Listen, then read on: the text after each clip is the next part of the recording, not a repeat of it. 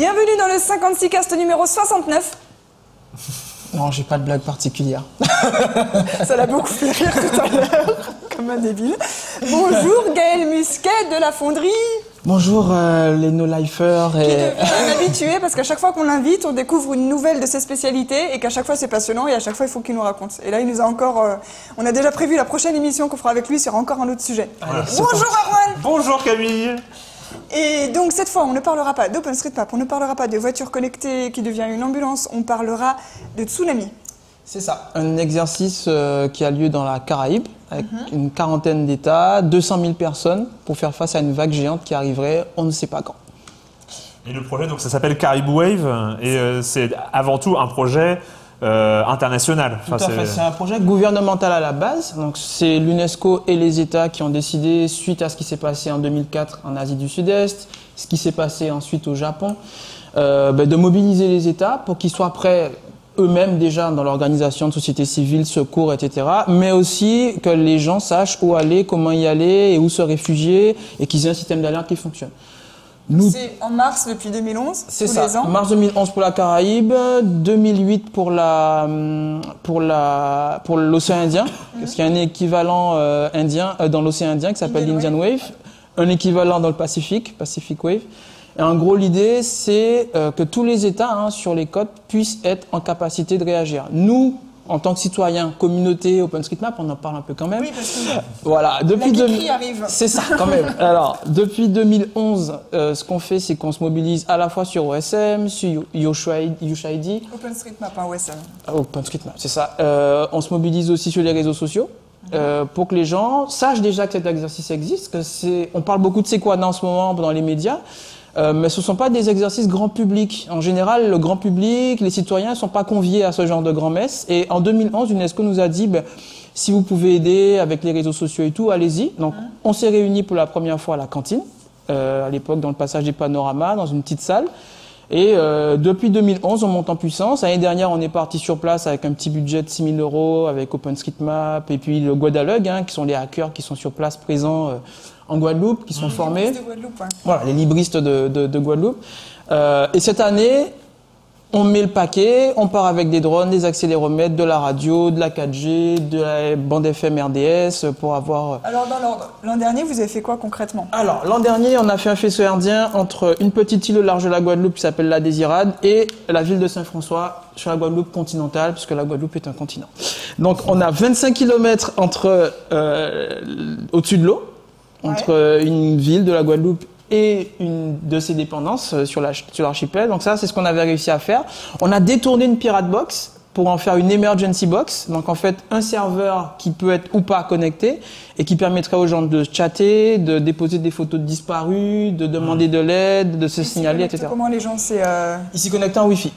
D'accord. Donc en fait, on a fait un pont on avait 3 lignes ADSL à Saint-François. Donc c'est un réseau Wi-Fi que tu captes sur toute l'île de la Désirade. C'est ça, qu'on avait fait un peu dans notre QG sur toute la plage. Où tu arrives sur une espèce de plateforme d'urgence. C'est ça. Un portail captif, comme les portails captifs de nos chers opérateurs ADSL. Sauf que ce portail captif-là, il est là pour que les gens puissent dire de quoi ils ont besoin, ce qu'ils font, ce qu'ils ont comme ressources, etc. Là, on fait la même chose, sauf qu'on est sur une île un petit peu plus loin. Donc, elle est à une cinquantaine de kilomètres selon les points où on veut. C'est Marie-Galante. Ouais. Toujours au large de la Guadeloupe. On se met dans des conditions défavorables exprès. On aurait pu faire ça dans une jolie salle fibrée. Non, on se met dans des conditions insulaires au large d'une... C'est simuler la catastrophe. C'est ça. Donc, on n'a plus rien, plus d'électricité. À l'époque... Notre allume-cigare dans la voiture l'année dernière est tombé en panne. Donc il a fallu qu'on prenne des princes crocos, qu'on mette des blocs de pierre pour faire tenir tout ça. Donc c'est vraiment fait en mode débrouille. Alors il y a une personne qui a commenté l'article sur Libé hier en disant ils sont nuls, ils n'ont pas prévu l'eau. Si, on a prévu l'eau. On a prévu des pailles filtrantes. On pourrait aller boire dans des flaques d'eau si on en avait besoin. Parce que mettre en place un réseau, c'est bien. Boire, c'est mieux. Oui. Donc, voilà, on a prévu ça aussi, des trousses de premier secours. L'idée, c'est pas de remplacer l'État, c'est vraiment de se dire, voilà, Le jour où ça arrivera, de toute façon, qu'on le veuille ou non, les gens vont Facebooker, vont tweeter, vont utiliser Google Crisis Response. Et pour que tout ça tienne, il faut du réseau, il faut de l'infrastructure, il faut de la 4G, de la 3G, de la 2G, il faut du Wi-Fi. Est-ce que le réseau, il en est où aujourd'hui? Alors, ce qu'on a fait l'année dernière, c'est qu'on a déjà ramené du matériel qu'on a laissé sur place déjà. Donc, la vingtaine de personnes en Guadeloupe est déjà opérationnelle pour déployer ce réseau-là en cas d'urgence. Nous, ce qu'on voudrait, à partir de cette année, c'est le pérenniser. Ce qu'on aura su faire de manière ponctuelle en cas de crise, c'est exactement ce que font PC Light 89, ce que font pas mal de fournisseurs d'accès associatifs de FDN. C'est en gros comment on réinjecte du haut débit sur des îles, sur des territoires insulaires, des territoires ruraux, à partir de faisceaux hertziens, de petites paraboles, de petites coupoles qui permettent de déployer le réseau à 20, 30, 40, 50, 100 km du point où on a un accès au débit. Donc on fait le pari que toutes les îles ne seront pas touchées de la même manière, qu'il y en aura où il y aura encore de l'accès Internet ou qu'on aura un accès satellitaire, et que de ce point-là, on va pouvoir refaire passer des informations, en plus du fait que les gens puissent se parler entre eux. Parce que au début, quand on est sur une île comme ça, le premier secours, c'est quand même son voisin. Oui. Donc l'idée, c'est déjà permettre aux gens de s'organiser déjà entre eux, qu'ils soient formés à déployer les réseaux, qu'ils soient formés à les administrer, qu'ils soient formés à administrer les serveurs, qu'ils soient formés aussi à déployer des réseaux de capteurs sismiques. Parce qu'en général, s'il m'arrive quelque chose de grave, ça veut dire que ça a des conséquences sur les îles d'à côté. Mais si ça a touché mon voisin, alors peut-être que moi aussi je vais être touché. Dans combien de temps? Donc là, le scénario pour cette année, c'est séisme au large du Venezuela. Donc il y a 41 États qui reçoivent à 10h du matin en Guadeloupe, sont 15h temps universel, une alerte par satellite, par fax, par SMS, par mail de l'USGS et du Centre de gestion des tsunamis du Pacifique, parce que la chose est quand même bien faite aux États-Unis. Le centre qui gère les tsunamis n'est jamais dans la zone où se passe le tsunami. Donc c'est le Pacifique qui gère les tsunamis de l'Atlantique, et c'est l'Atlantique qui gère les tsunamis du Pacifique, pour être sûr qu'on n'est pas sous l'eau, au moment où il faut vraiment gérer la crise. Donc là, on reçoit un mail, on va recevoir un mail et une alerte sur Internet et par satellite du PTWC, qui gère les crises. Et d'où notre idée, c'est de dire, une fois qu'on a reçu cette alerte-là, on a 1h20 pour mettre en place, activer notre réseau, couper le courant, etc. et attendre que cette vague fictive arrive sur les côtes de la Guadeloupe et voir comment on peut monter en puissance pendant l'exercice. On va avoir, et je tiens à rassurer l'ARCEP et la NFR, on a nos propres antennes 4G et FM et RDS. On a quand même des résistances au bout, des ballons qui vont permettre de ne pas rayonner sur tout Marie-Galante. On n'a pas le droit. Donc on respecte quand même la loi. Pareil pour les drones. On a un professionnel droniste qui est habilité S4, il n'y en a que 4 en France. Donc alors attends, tu as expliqué comment on remet le courant, comment on installe des réseaux et des plateformes pour que les gens puissent communiquer. C'est ça. Les drones, c'est quoi comme... Alors les drones, c'est Aéromapper en fait qui a des motoplaneurs électriques qui font 2 mètres d'envergure et qui vont faire pendant 7 heures des photos sur des zones sur lesquelles la Direction Générale de l'Aviation Civile nous a autorisé à voler pendant 7 heures. Des photos. Ces photos-là vont nous permettre d'avoir une précision de photo, en tout cas au sol, de 4 cm par pixel. Donc, prenez le petit pixel, c'est 4 cm de précision en latitude, en longitude et en altitude. Ça veut dire qu'on va pouvoir modéliser en 3D certaines parties de la côte de Marie-Galante et donc pouvoir vraiment utiliser des logiciels libres et pas que pour voir comment la vague pourrait impacter Marie-Galante. Parce que l'idée, c'est aussi, une fois que la vague est arrivée, de dire « Ok, là, on a un problème parce qu'on a des gens qui y habitent. Là, on a moins de problèmes parce que c'est pas habité. Mais surtout, par où on va faire passer les gens pour les évacuer. » Quels sont les points suffisamment hauts pour échapper au phénomène, etc. C'est ça. Et donc, on milite... La photo et la carto que vous allez faire... c'est pour OpenStreetMap. Ouais. Oh, on y revient toujours. Oui, c'est fait une fois pour toutes. C'est fait une fois pour toutes, mais l'idée, c'est de le faire régulièrement parce que le territoire bouge, parce que la végétation pousse, parce que les maisons sont déplacées, construites, détruites, reconstruites, parce que les routes sont construites, reconstruites, détruites. Et donc, du coup, faire un avant-après, c'est en général ce qu'on fait. Nous, ce qu'on veut éviter, c'est d'être toujours les geeks qui arrivent après. Ce qu'on a fait en Haïti, ce qu'on a fait pour Ebola avec OpenStreetMap. Ce qui a quand même déjà bien aidé. Tout le boulot fait sur OpenStreetMap, on se rappelle pendant la catastrophe d'Haïti, ça a été phénoménal. Tout à fait. Mais l'idée là, c'est d'arriver avant. Et on parle en ce moment de Sequana pour l'inondation de la Seine. Qu'est-ce qu'on fait pour que les gens soient autonomes? On ne pourra pas, et on l'a vu pendant les attentats, on ne pourra pas mettre un soldat, et pendant Vigipirate, on ne peut pas mettre un soldat derrière tout le monde. La loi me dit même que chaque citoyen doit être acteur de sa sécurité. Nous, geeks, les premiers, on doit pouvoir mettre nos compétences techniques, alors mes geeks dans cette catégorie-là, on doit pouvoir mettre nos compétences techniques, cartographiques, drones, radio, qu'on ait plus de radio amateurs. Quand tout ça va tomber, on parle de Big Data, de Internet of Things et Smart City, très bien, plus de courant, plus de réseau. On fera moins les malins. Les radios amateurs, c'est eux qui, quand même, derrière, et on a vu sur l'Inde en 2004, c'est eux qui reconnectent un peu tout le monde. Et on milite aussi pour l'utilisation de standards libres, on y revient toujours. Que la Grèce, que l'Italie, que l'Espagne, le Portugal, les États-Unis utilisent le Cell Broadcast. Si vous utilisez un téléphone sous Android et que vous l'activez en mode développeur sur Android, vous avez, et sur tous les téléphones, dans la norme GSM, une norme qui permet à l'échelle de l'antenne relais d'émettre des SMS à toutes les personnes qui sont connectées à l'antenne relais, même si elles n'ont pas de carte SIM. Donc sans carte SIM, sans connaître leur numéro, tu as tous les téléphones de la région qui reçoivent le SMS. Elle bombarde, elle envoie des SMS. One to many. C'est-à-dire qu'on a une antenne qui envoie à tout le monde. C'est beaucoup plus rapide que de prendre les numéros et d'envoyer un SMS à tout le monde. C'est beaucoup plus clair qu'une sirène. Et c'est beaucoup plus clair qu'une sirène dont on ne sait pas quoi faire. Est-ce que je reste chez moi? Est-ce que je me confine? Est-ce que c'est du gaz? Est-ce que j'écoute France Inter ou machin? Tu as une radio chez toi? Bon, ça... Je sais pas. Tu vas avoir du mal à trouver. Mais voilà, on est exactement dans ce problème-là. On voudrait utiliser aussi le RDS. Il y a une norme sur la diffusion de SMS à la région qui s'appelle Cell Broadcast. Donc, souvent, nos élus ne le savent pas. Ils savent voter des lois pour nous espionner. Mais voter des lois pour nous rassurer, pour nous alerter. On sait contraindre les opérateurs pour nous espionner. Ben, il faut aussi les contraindre. On a plein de rumeurs. Les opérateurs ne veulent pas. On est arrivé trop tard. On n'a pas profité de la 4G, licence 4G pour les contraindre à faire du Cell Broadcast. OK. Là, vous avez un cas concret. C'est-à-dire que là, aujourd'hui, c'est un truc qui ne marcherait pas.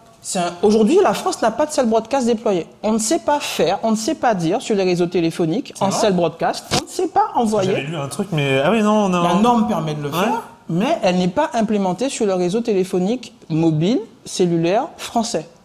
On n'a pas d'envoi comme au Japon, glissement de terrain, séisme, on n'a pas d'alerte SMS diffusée par l'État. Le Cell Broadcast, sachant que c'est à l'échelle d'une antenne, ça permet de l'alerte localisée. Tout à fait. On ne va pas envoyer une alerte avalanche. On n'envoie pas une alerte avalanche quand on est à Nice. C'est ça. On n'envoie pas une alerte tsunami en Savoie alors qu'on est... Voilà.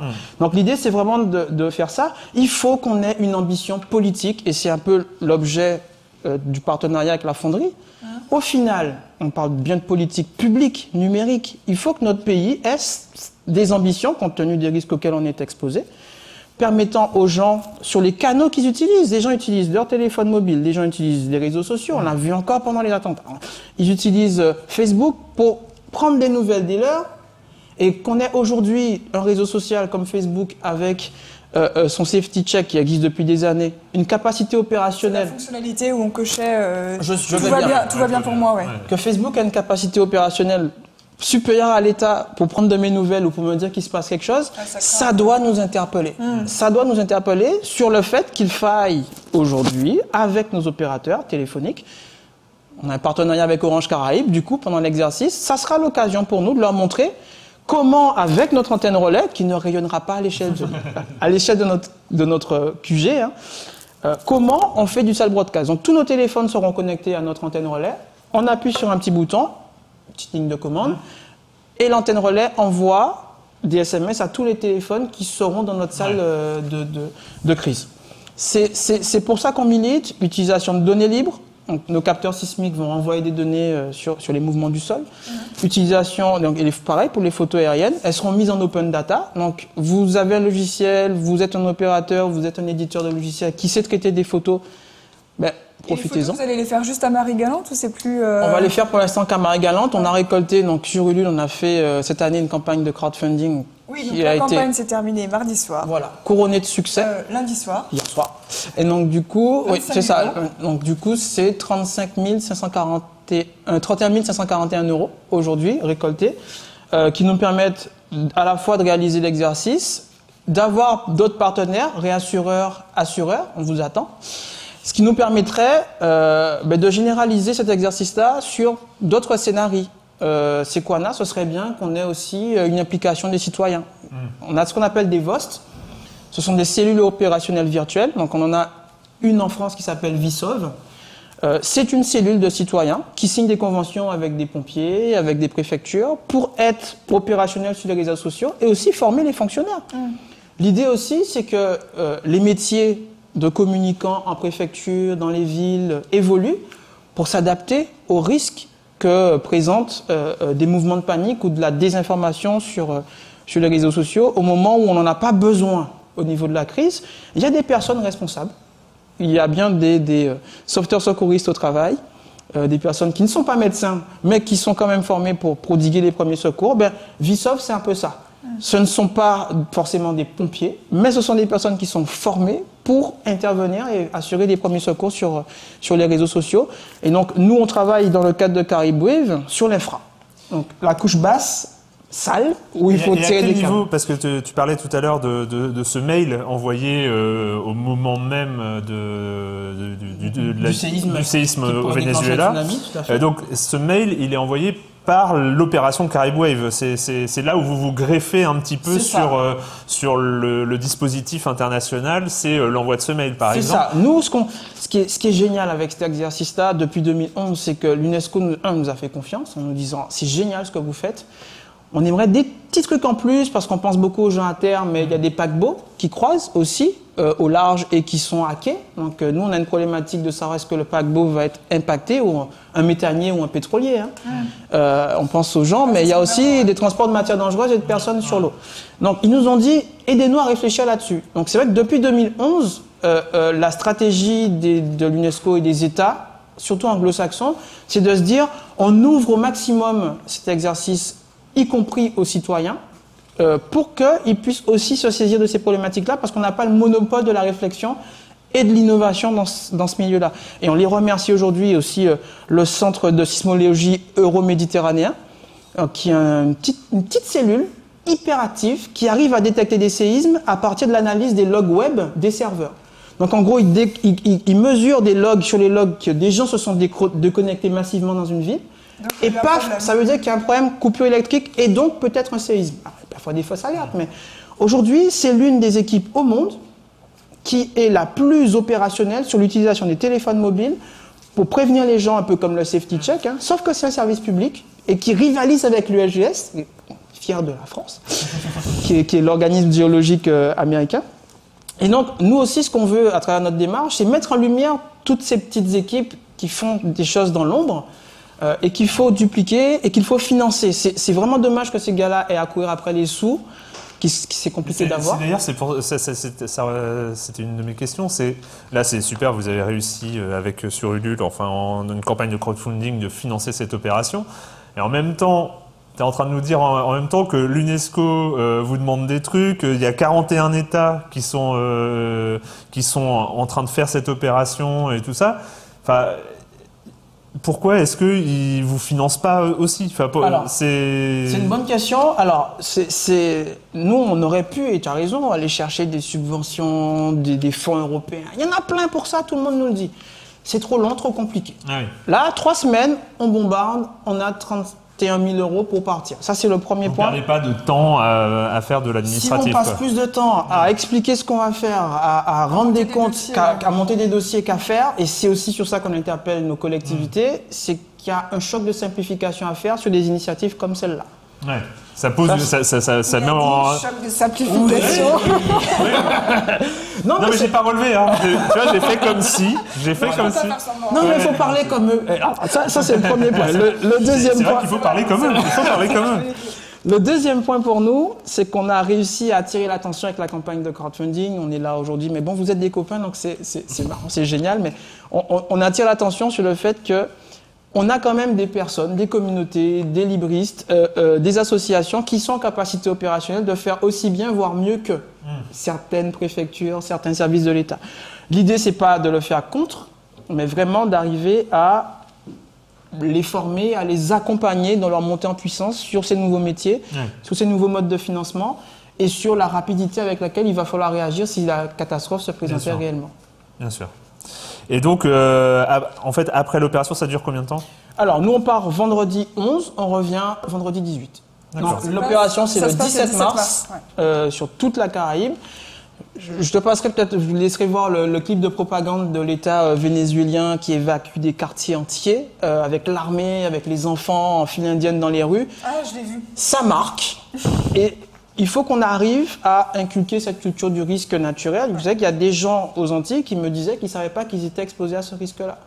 Il y a des gens sur la côte méditerranéenne, en Provence-Alpes-Côte d'Azur, donc Nice, Gob-Juan, Juan-les-Pins, Valoris, qui ne savent pas qu'ils sont en danger, que potentiellement ils peuvent être impactés par un tsunami. Ça peut arriver en Méditerranée, c'est déjà arrivé en 1908. On a eu des dizaines de milliers de morts à cause d'un tsunami en Méditerranée. Ça va se reproduire.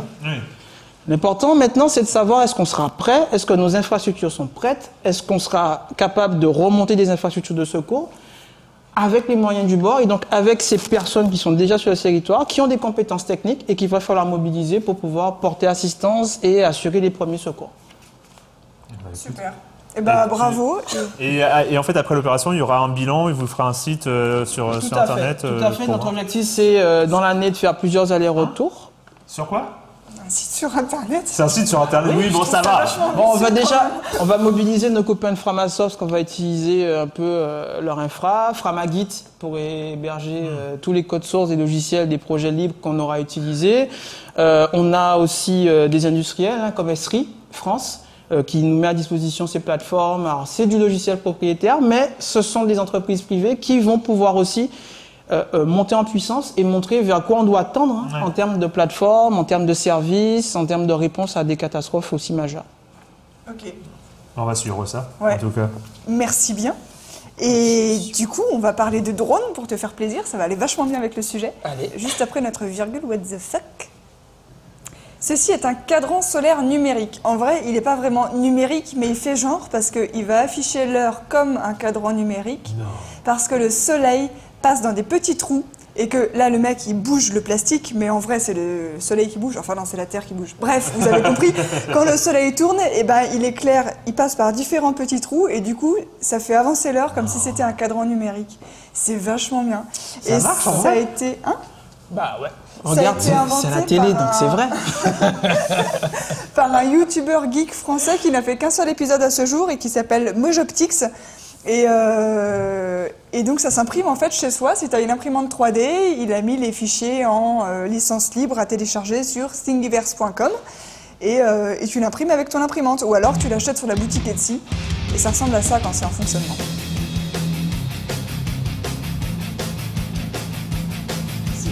Assez exceptionnel.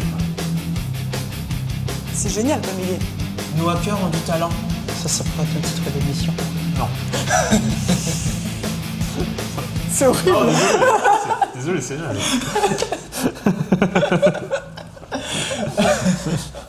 Et donc l'actu.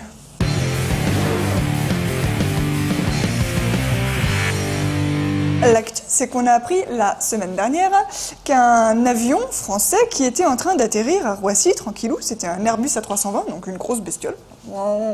C'est bien. Et là, le copilote voit, qu'est-ce qu'il voit? Putain, un drone devant les fenêtres, il y a un problème, il a rien à foutre là, le drone. Et il était en train d'atterrir, ils ont dû déconnecter le pilote automatique et ils ont dû faire une manœuvre d'évitement et se soulever un peu ou bouger, je sais pas trop quoi, pour éviter de se payer le drone. Ils l'ont frôlé apparemment, ils ont vraiment failli se le prendre. Et finalement, donc, ils ne se sont pas heurtés, mais le drone est passé 5 mètres, c'est minuscule, en dessous de l'aile gauche de l'avion. Le drone volait quand même à 1600 mètres d'altitude. 1600 mètres d'altitude. Il a rien à foutre là. Déjà, il a rien à foutre autour d'un aéroport, on n'a pas le droit.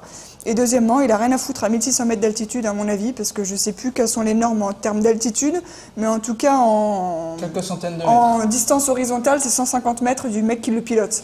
Déjà, donc, soit le mec était sur la piste d'atterrissage, enfin, je sais pas, il devait pas être là du tout. Et donc, le BEA, qui est le bureau d'enquête et d'analyse, a dit que c'était un incident grave. Alors pourquoi grave? Parce que qu'est-ce qui se passe si un avion se paye un drone? Bah, par exemple, s'il se le prend dans le réacteur. La 320, le réacteur, tu fais hyper bien l'aviation. C'est un peu plus aigu que ça, quand même. Ouais. Et le cockpit, tu fais comment? Là, mais les réacteurs, ils sont prévus pour résister à des chocs, genre avec des oies ou des gros oiseaux. Donc le drone, si c'est un petit drone, ça devrait aller. Mais à l'intérieur du drone, il y a un truc que les oies n'ont pas. On sait pas. C'est sa batterie au lithium. Ouais. Et la batterie au lithium dans un réacteur, ça peut rechargeables, faire un gros boom. On y vient. Donc l'avion, vous arrêtez un petit peu, vous êtes dissipé. L'avion, il peut voler avec un seul réacteur, mais si on pouvait éviter les gros booms, ça serait quand même bien. Et c'est intéressant parce que ceci s'est passé juste 2 semaines après une mise en garde de l'Association internationale du transport aérien, qu'on appelle l'IATA, et qui a dit que les drones étaient une menace réelle et croissante. Attention, ça fait peur pour les avions et que ça les inquiète beaucoup. Parce qu'il y a eu un rapport qui a été publié en décembre du Centre d'études des drones à l'université américaine de Bard et qui a compté en 2 ans 921 incidents, juste aux États-Unis je crois, de faillies collisions entre les avions et les drones. Enfin, c'est des close encounters, des rencontres rapprochées, quoi, comme avec E.T. Et voilà, et donc c'est grave, et ils aimeraient bien qu'il y ait déjà plus de réglementation au niveau des drones, parce qu'à l'heure actuelle, il y a 191 États qui font partie de l'Organisation civile de l'aviation internationale, et il n'y en a que 63 qui ont une réglementation. Mais apparemment, ça n'empêche pas grand monde, puisqu'en France, on en a une, et ils s'en foutent. Mais en fait, les drones, ce qu'on appelle drones, c'est des gros avions télécommandés. Oui. Ou des hexacoptères ou des quadcoptères. D'accord. Ouais. Mais ils sont plus ou moins radiocommandés. En fait, le problème, c'est que depuis 2 ans ou 3 ans, ça se vend comme des petits pains à Noël et que tout le monde veut avoir son drone avec la caméra embarquée. C'est ça, avec des personnes plus ou moins bien intentionnées. Ça dépend. Pour l'instant, c'est plus. On ne sait pas trop. Enfin, c'est plutôt bien intentionné. Enfin, on n'a pas. Il y a des gens qui s'amusent et qui peuvent perdre le contrôle. Il y a aussi ça, c'est qu'il y a des. Donc, nous, on milite. Il y a un projet libre qui s'appelle Paparazzi. Toujours du libre quelque part, qui travaille beaucoup sur toute cette partie-là. Et c'est vraiment génial d'avoir cette intelligence-là, mais aussi de pouvoir émettre des recommandations, de la législation qui a évolué encore récemment. Et si j'ai un conseil à donner à tous ceux qui veulent faire du drone, commencez par vous inscrire dans un club agréé de la Fédération française d'aéromodélisme. Commencez à faire ça. Ils ont des terrains prévus pour ça. Ils ont des pistes, ils ont des formateurs. Commencez par là et je pense qu'il y a moyen de s'amuser sans mettre en danger des vies. Peut-être qu'il faudrait imprimer la législation dans les boîtes de drones en fait. Parce que les gens ne doivent pas être au courant. Là, ils veulent même les immatriculer au niveau de la radio. C'est-à-dire qu'immatriculer, donc ils aient tous un identifiant. Comme ça, si on le retrouve, on sait qui est responsable. Et surtout, qu'ils aient un peu ce qu'on va faire nous sur Caribwave. Ce qu'on appelle l'ADSB sur les avions, l'AIS sur les bateaux, ce sont des sondes, des petits émetteurs radio qui émettent la position, la vitesse, l'immatriculation du drone en permanence. Ouais. Et au niveau de la radio aussi, il y a un autre truc dans ça qui était l'Association internationale du transport aérien, c'était que les drones n'utilisent pas les mêmes fréquences que les tours de contrôle. Ce qui peut être emmerdant aussi. Ce serait mieux. Voilà, s'il pouvait y avoir des normes là-dessus, enfin bon. Maintenant, Gaël, on ne mange pas les moutons. On va dire c'est mignon. Parce que là, ça va être les poils. C'est donc bon. Tu te prépares. Les agneaux surtout. Ce sont nos amis. À poil.